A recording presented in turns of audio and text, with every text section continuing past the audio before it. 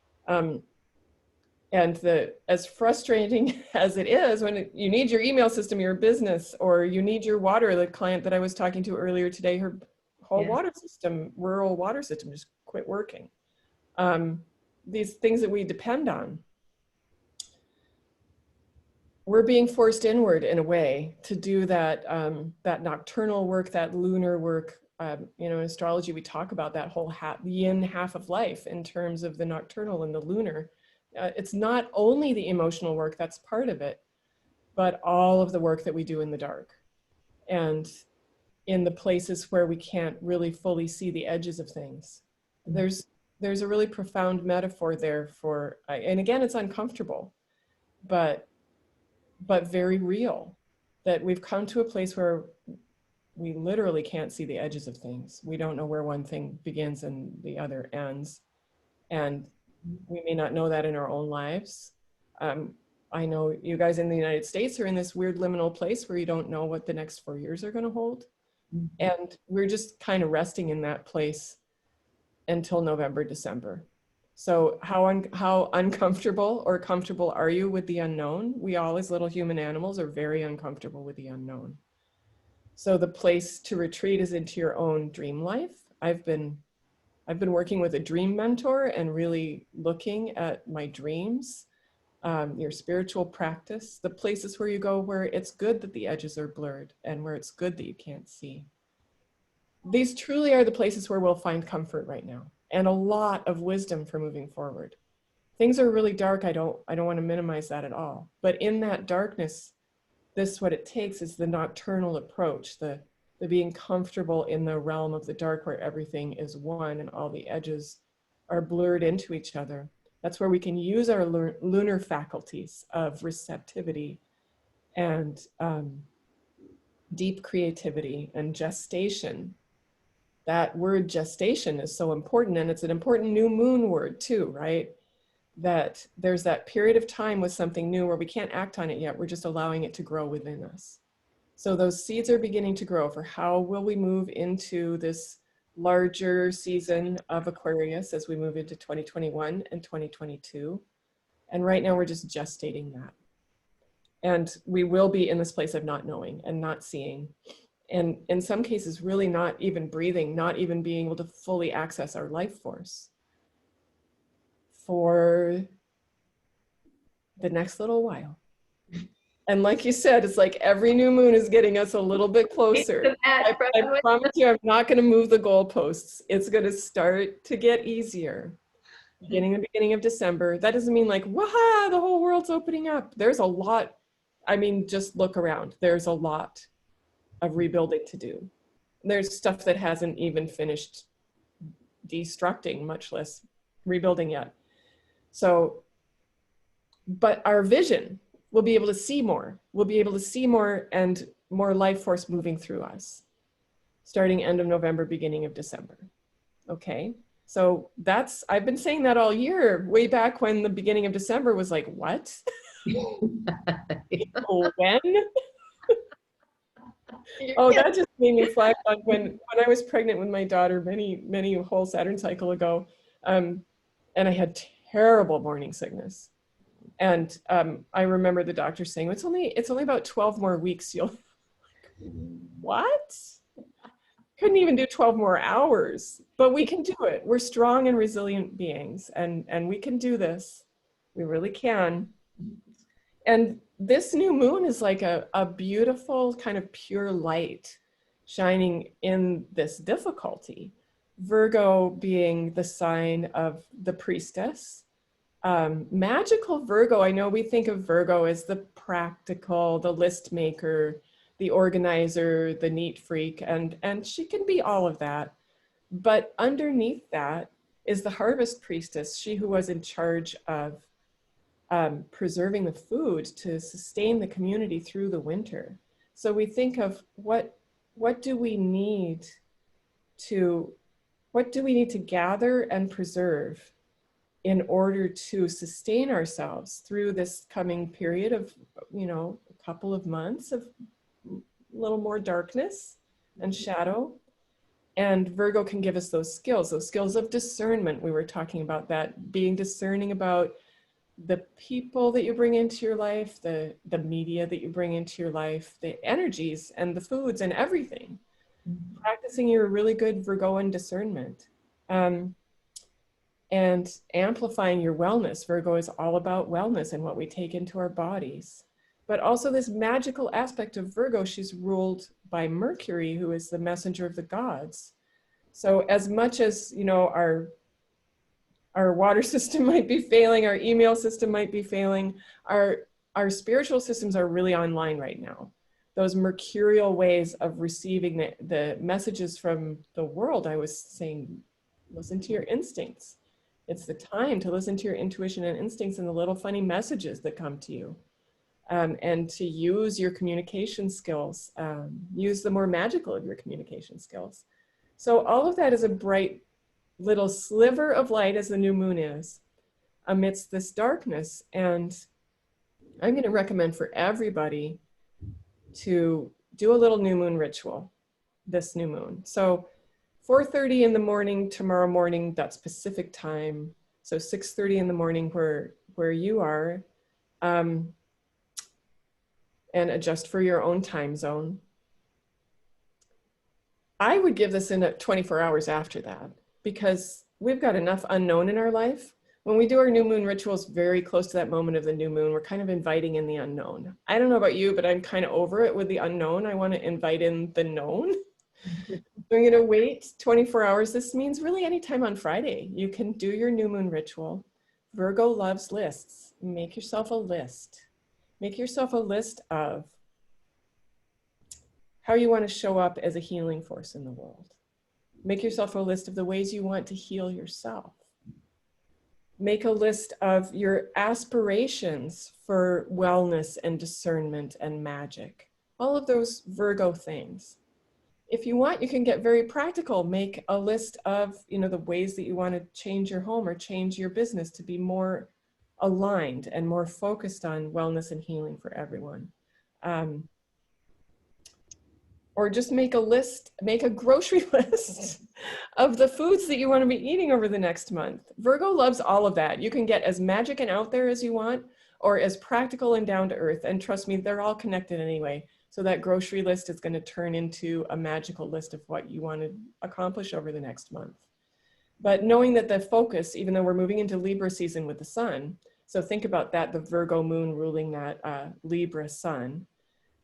We're talking about health, wellness, balance, discernment, purity, hygiene, all those things that we want to be focusing on right now, helping out our immune systems, but also being very discerning about what we bring into our lives and what we expose ourselves to. So all of that on a personal level. And the new moon is in the relationship that she's in with Saturn. It's called a trine. And it's a very helpful aspect. So if we think of these conversations between these planetary teachers, we've got the sun moon at 25 Virgo, that makes the new moon 25 Virgo. So also think about the story from when you were 25 years old. And the sun and moon, my spiritual aspirations, how I shine my light in the world, plus my feeling heart and my instincts, sun moon, are having a harmonious conversation with Saturn in Capricorn, my structures. What do I want to rebuild? What has this whole year's work been about for me? This is a very positive glimmer of light shining on those difficult Saturn transits, with the new moon speaking to Saturn in that way. So this can feel like a gleam of hope. This can feel like, you know, I've been talking about that light at the end of the tunnel. You're like, okay, I finally see what Bronwyn's talking about. I can start to see that little glimmer of hope. But I want you, all of you who are listening, to take practical, grounded action on this. This isn't one of those whooshy, this isn't new moon in Pisces where you can just dream it all. It's Virgo, Capricorn, you got to do it. Make the list and then start to take action on each item and make it grounded, make it action in the world. My training about magic and ritual was always, if you do it once in ritual, you do it 3 times in the outer world. those grounded, showing up in the world, saying to Saturn, saying to the sun, moon, I'm here to be a good citizen, to practice good social hygiene, to think how I want to invite wellness into my life and the lives of others. That's spiritual, physical, emotional wellness. And I'm ready to begin to see how I can build these new structures around wellness and sacredness. So it's really a beautiful new moon. And we need it in the midst of this very abrasive and challenging season. Are there any signs that this Virgo new moon is especially impactful, or any signs that need to take a slightly different track or anything like that? I think it is especially impactful because of that relationship to Saturn, Saturn being one of the primary energies of this whole year. And that degree of 25, it's close to some of the important planetary conversations that have been happening over the year. So that's what I'm emphasizing, is that it's an opportunity to take personal, because the sun and moon are personal. Take stock personally. Virgo's really good at that, right? That's can be your list too, of taking stock of the ways that you feel you've taken responsibility in your life and the ways that you haven't quite. We were talking about large scale Saturn returns, how it's kind of a performance review. You can do that on a mini scale. How do I feel about how I've showed up for my responsibilities so far in 2020? I've done really well in all of these ways. Here are these ways that I feel like with the time that's left with this learning, I could improve. So it's impactful in that way, where it's kind of like this moment where we can bring, every new moon is a moment where we can bring the unmanifest into the manifest. But this is being able to manifest healing and positive discerning intention all around very real structures. So it's kind of a magical moment where we're getting to speak to those big Saturnian energies that feel so unapproachable and so big and just outside of the scope of our individuality, that we're able to kind of have a conversation with those bigger powers that be, an inner conversation that gives us our list of instructions for the rest of the year. Does that make sense? It does. It does. Yeah. I don't know who said it, but somebody said, never waste a good crisis.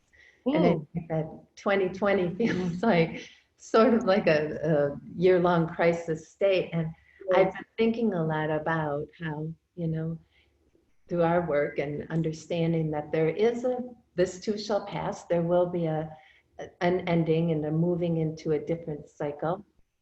And I don't want to have gone through all of this and not gotten the lessons and not gotten the teachings. And I'm not going to get them all, and I'm not going to get it perfectly well. But just this week, I've been thinking, really, you're moving into the latter part of 2020, and the reality has been shown to you for the last 9 months or so, or 8 or 9 months. And, evaluate how you're moving through this, and not like from a way to say, okay, how can you get the most out of this? It's here, it's inevitable, it's the fact of the matter that this is the way life is presenting itself. Yeah. Make it an opportunity to make some of those shifts in very subtle and profound ways. Yes. It feels like a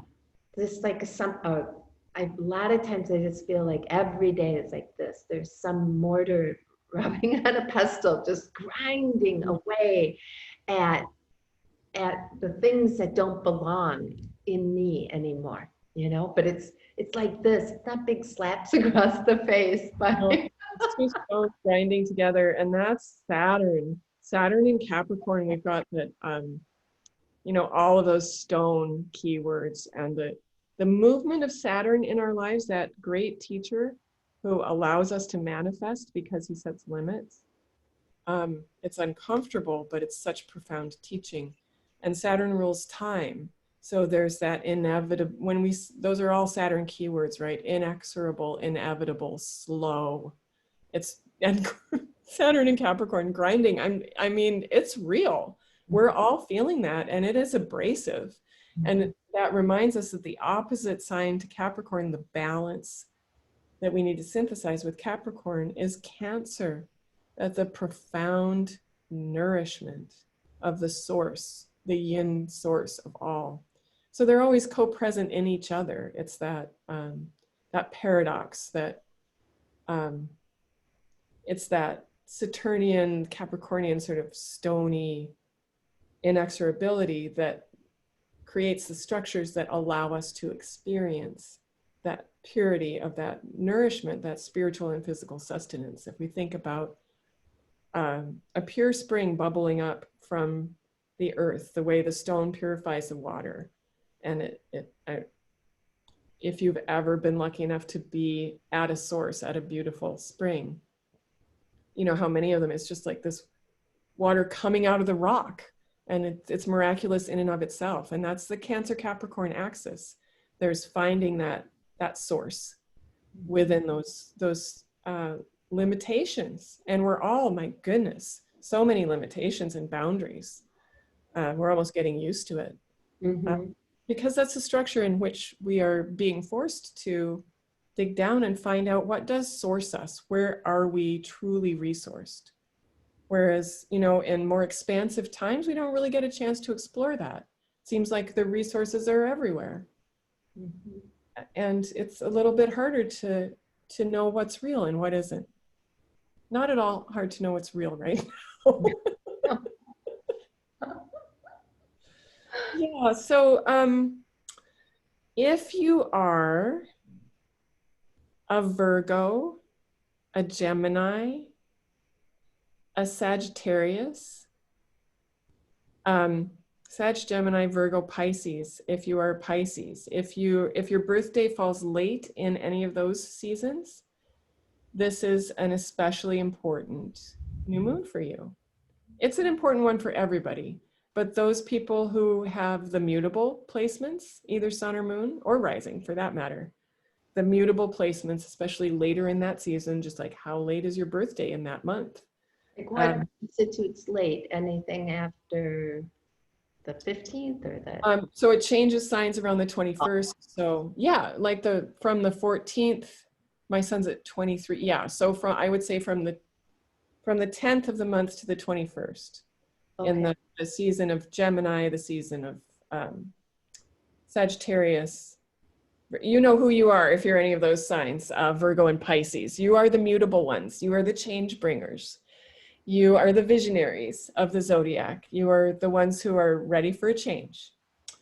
And that's a beautiful skill to have in these times. And that there's an activation to those late degrees of the mutable signs.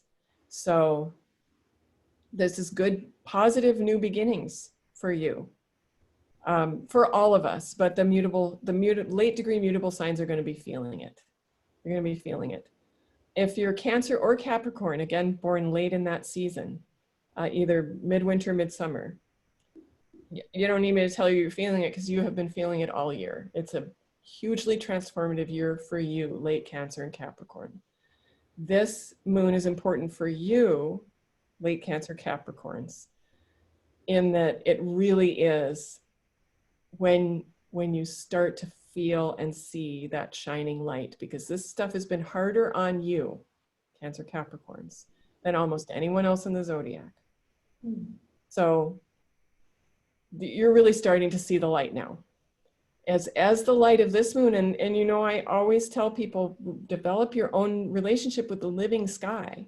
So if you're really feeling so limited, so afraid, the light is growing now. It's gonna be okay.